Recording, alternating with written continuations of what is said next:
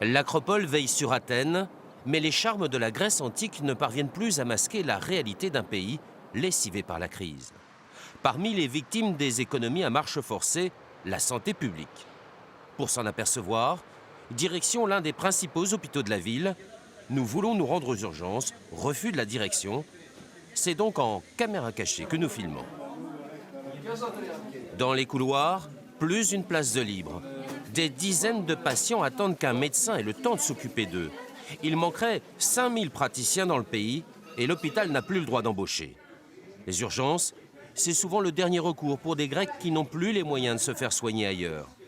Fotis a 55 ans, gravement malade, il a perdu son emploi l'an dernier. Et en Grèce, devenir chômeur, c'est perdre son assurance maladie.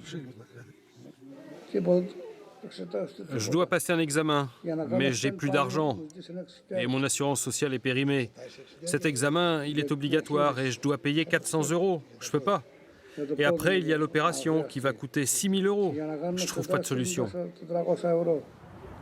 Seule solution pour les malades comme Fotis, présenter un papier de pauvreté. Problème, beaucoup de chômeurs en sont exclus parce qu'ils sont propriétaires d'un logement ou d'une voiture. Une double peine en quelque sorte. La santé est gratuite pour tous, proclame cette banderole à l'entrée de l'hôpital. Un vœu difficile à exaucer aujourd'hui en ces temps de crise aiguë. Alors, non sans humour, les Grecs disent que désormais il faut s'engager soi-même à ne pas tomber très malade. Concrètement, depuis 2 ans, des volontaires ouvrent des dispensaires pour soigner gratuitement les perdants de la crise. Il y en a aujourd'hui 14 pour la seule agglomération d'Athènes. En banlieue d'Athènes, sur une base militaire désaffectée, l'un des 14 dispensaires de la capitale. Les médecins ou les infirmières, tous volontaires, n'ont pas le temps de chômer. Ils auscultent en moyenne 70 personnes par jour. Depuis qu'elle est au chômage, Pilly ne peut plus se payer le médecin. Alors c'est ici qu'elle et ses enfants viennent se faire soigner.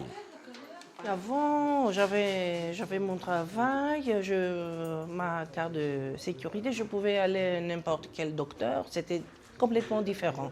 Mais maintenant, la santé en Grèce a changé. Pilly est l'exemple même de ces Grecs que la crise a terrassés.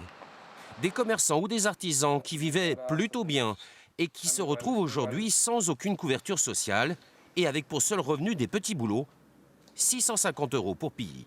Avant, je gagnais de mon boulot 3 500 moi et 2 500 mon mari. En ce moment, il n'y a plus de mari. Mon mari est parti vivre seul. Nous, on est ici avec, on est les 3, mes 2 garçons et moi.